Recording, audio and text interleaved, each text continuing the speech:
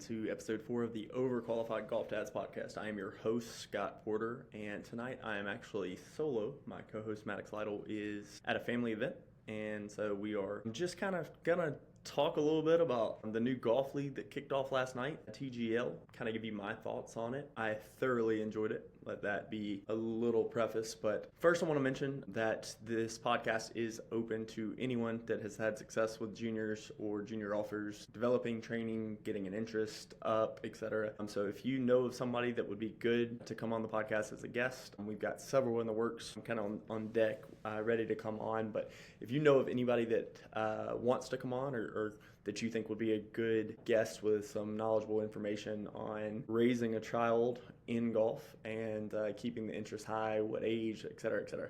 So with that being said, let's hop in. Last night at the SoFi Center, we had night one, match one of the TGL Golf League. And the TGL Golf League was between the Bay Golf Club and New York Golf Club. And there was a lot of really unique stuff, a lot of really cool stuff that was kind of thrown at us happening. And I watched it twice just to be able to kind of be able to come on here and just know what I was talking about a little bit as far as, how the format works and whatnot. So they played 15 holes. The first 9 holes were 3-on-3, kind of alternate shot, rotating the shots. And then they played 6 holes of singles matches. Everybody got 2 holes apiece. Well, it was a bit of a blowout with the Bay Area taking a strong 6-0, 7-0, one of those two leads before New York Golf Club got on the board with a point, and then it quickly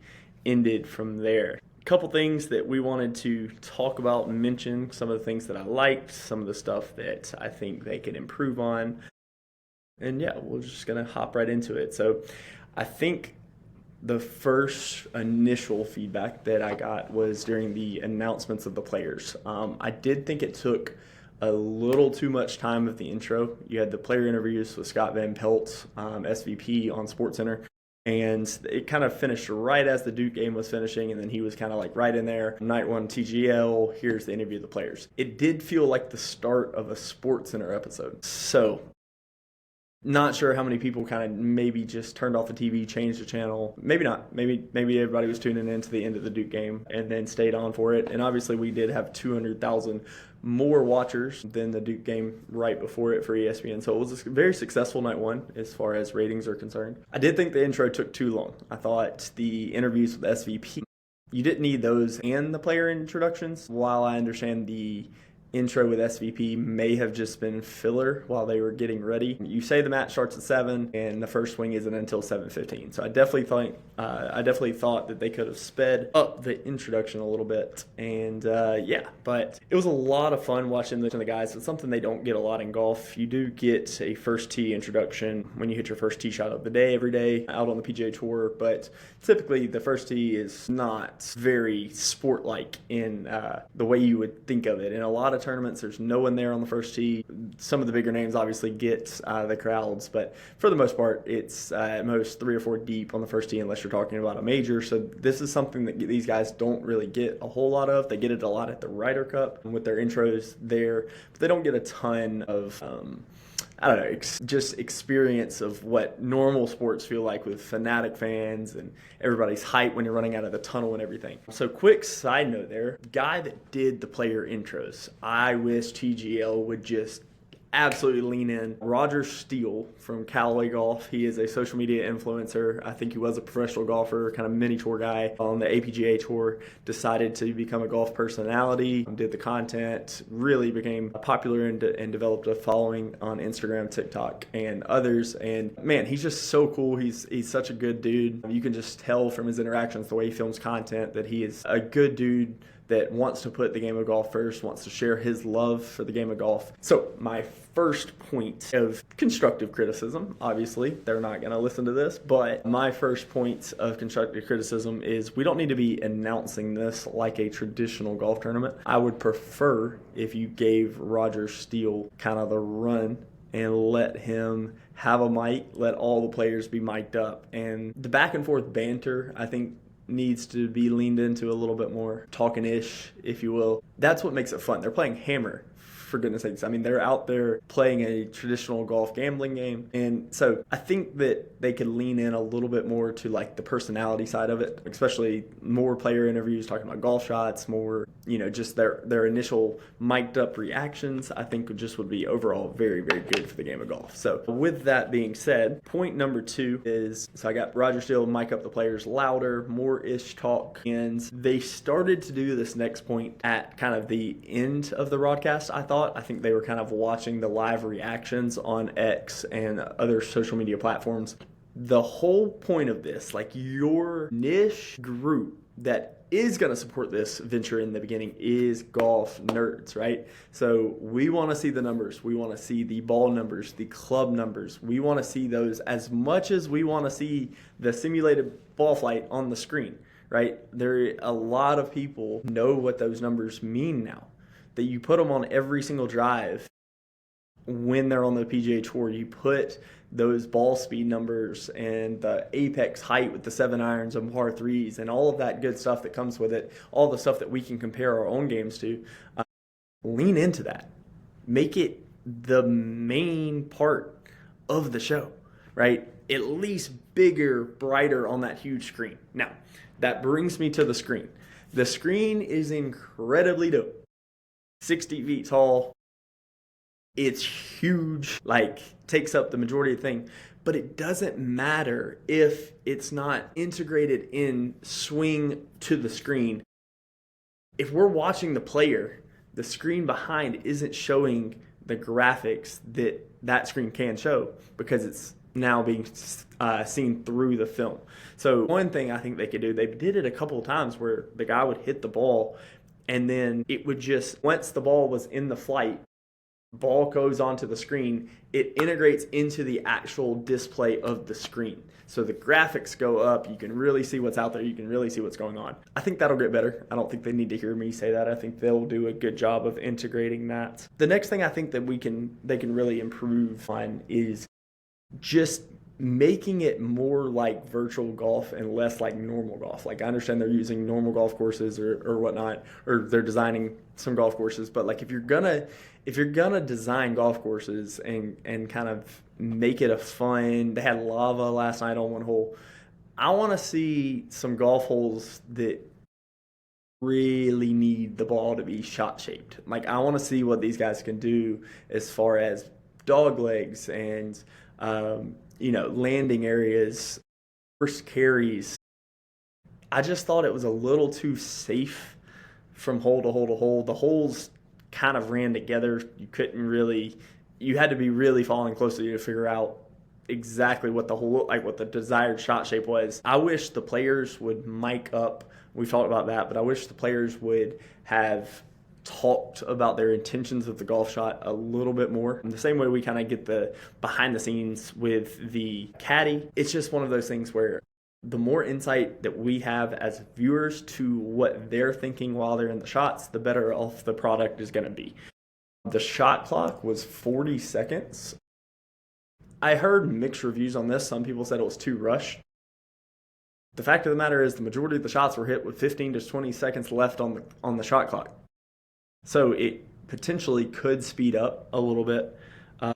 But yeah, I thought it was an incredible night one. I think there's obviously some things that they could have cleaned up. I thought it was a mistake not to have Tiger Woods and Rory McIlroy, the two brain trust of this league, in the match on night one. I'm sure they wanted to kind of just observe their vision come to life and see it for the first time instead of participate in it. But at the same time, I thought for the excitement of the first night of the venue, that was a pool that we don't get to see Tiger play very much at this point. And that brings me to my last thing. And this is my rant. A couple years ago, I had some really bad takes when it comes to Tiger Woods. Some of y'all that have been following me on social media for a long time can remember that before he won the 2019 Masters, I was calling for him to retire so that the game of golf could move on. That was dumb. I'm man enough to admit it. My friends Keith Fleming and my old boss Sean Renaud and others, I didn't change my mind because of y'all. But you are absolutely right in golf needs Tiger Woods. And unfortunately, we are at the time and place where he's not going to be here forever.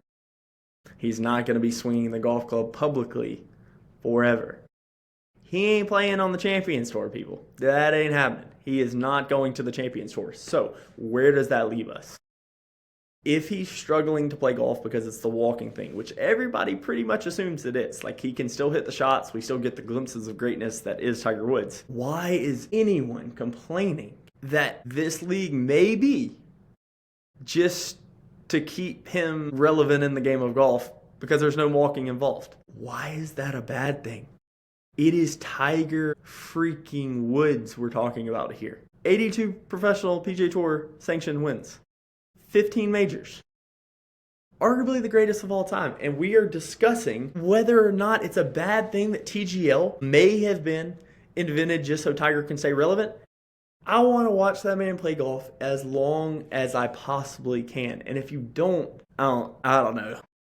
I don't get it, man. That is the one thing I saw on social media last night. I saw a ton of, it's never going to last. I don't want to watch people practice. Sim golf isn't real golf. You got to get out there and do the real thing. And that's fine. Those people were going to be negative about it from the get-go. Those people are the same people that are wanting the ball to be rolled back. Those are the people that don't want golf to grow, quite frankly. They don't want golf to change. They want to keep it the way that golf has been. And that's fine. If that's your take, that's your viewpoint, so be it. I don't understand it, though. I don't understand why we wouldn't want to see more of Tiger Woods swinging the golf club. If TGL is nothing but an opportunity for Tiger to get to hang out with his golf buddies and compete and play for the world to watch, we're complaining? I know 15 years ago, y'all would have rather watched Michael Jordan on TV playing pickup games than watch him. No.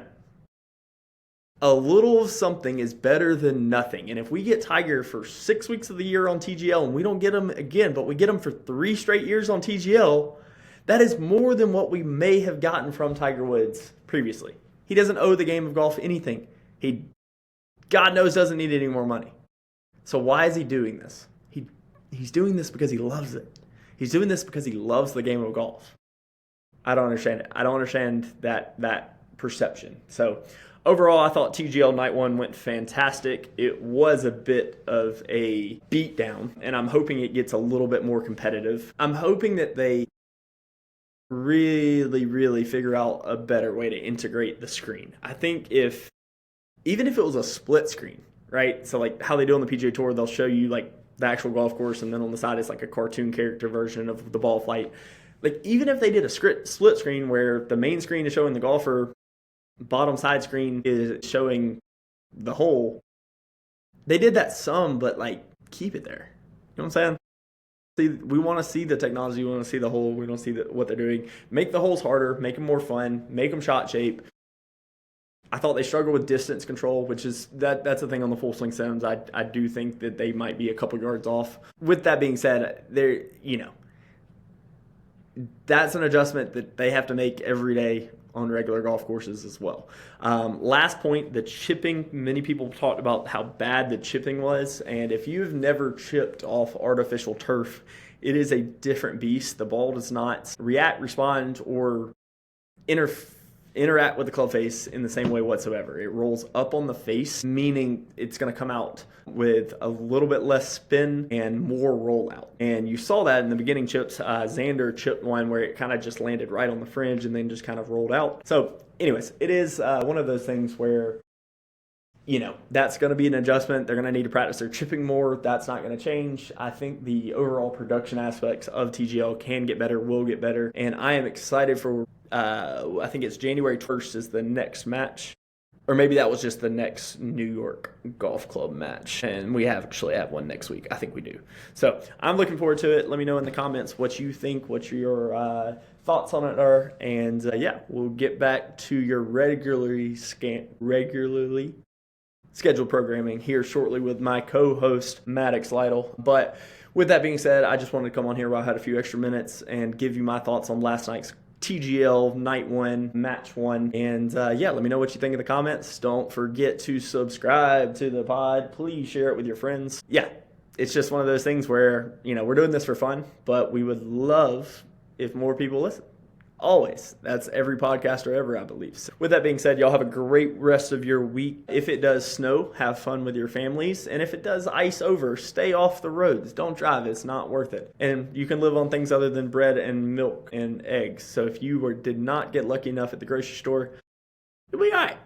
Bunker down. It won't be too bad. We got 4 to 6 inches up here in Tennessee coming on Friday. So should be fun. But yeah, y'all have a great week. TGL week 2 next week, and we'll catch you.